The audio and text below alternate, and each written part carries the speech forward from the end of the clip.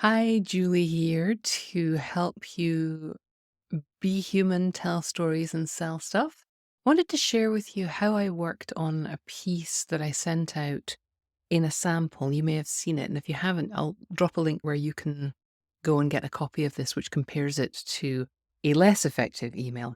But I wanted to show you how I worked on this and how I got it to where it was in that document, which I was pretty happy with. So this is the first version, an email I sent out which starts with a story which is not mine.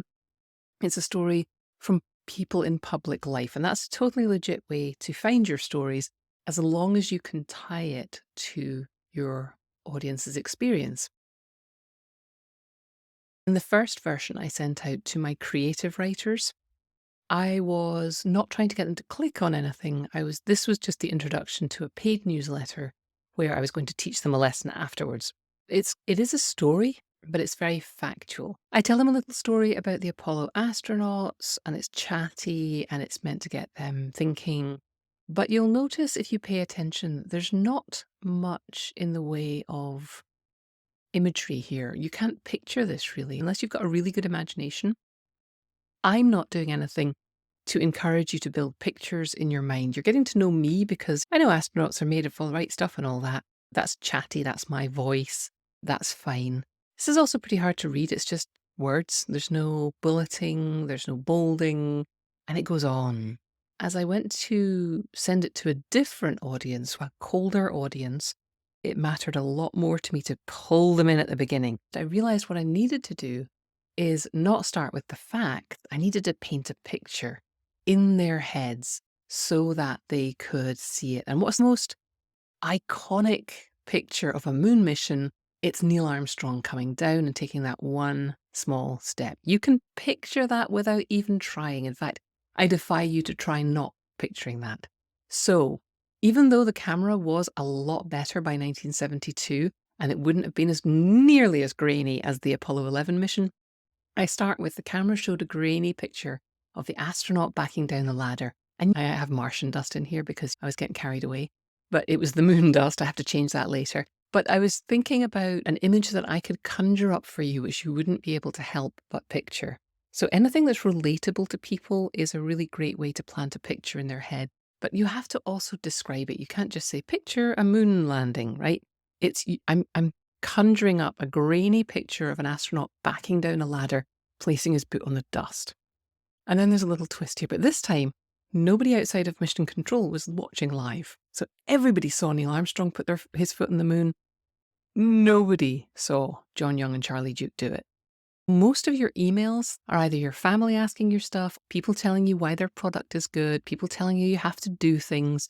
If you can tell someone a story and just distract them long enough to get them reading the next paragraph, if you can put an image in their head which hooks them, that's a great way to start an email.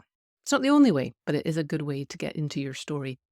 Telling a story and showing them something are two different things. Make sure you're showing them something. The previous audience was creative writers, and I wanted to get them to do a specific mindset shift. Here, I'm talking to a different audience, so I'm trying out pivots to their pain point. I'm telling the story, same story, different audience, and I'm thinking, the second audience, what's really bothering them?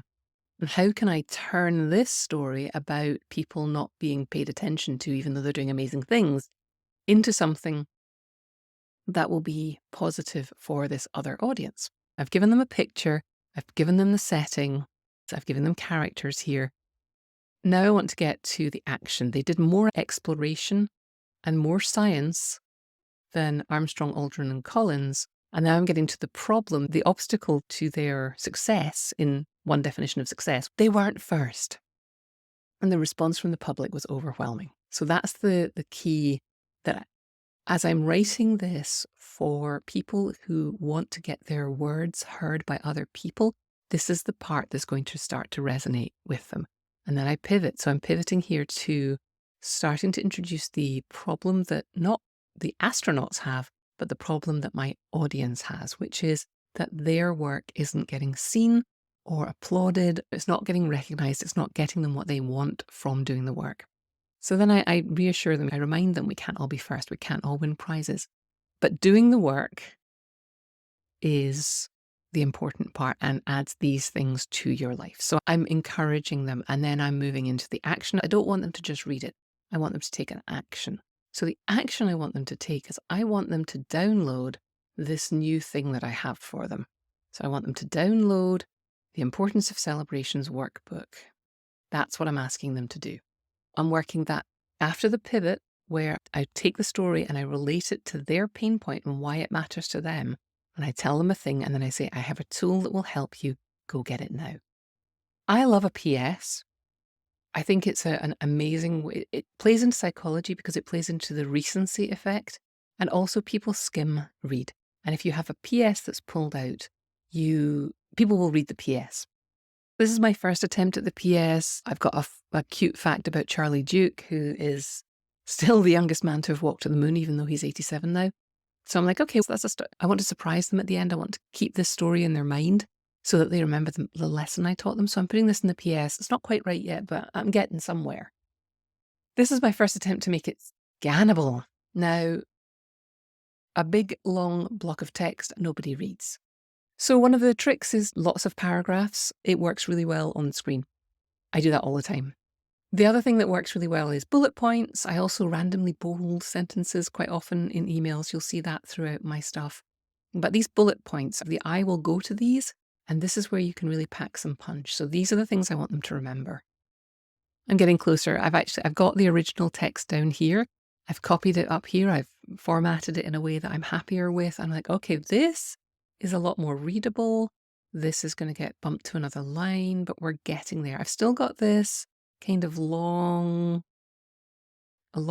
ending here, and I haven't put in a closing greeting yet, so I'm going to do that. So then this is still here. I'm not sure if this is going to get included. Here's the PS. I'm starting to try and find a way to not just tell them this cute fact in the PS, but tie it back to them and the thing I want them to do. It's not quite right here. I'm tying it to the story, but I'm not tying it to them yet. What I end up with is something a little different from this.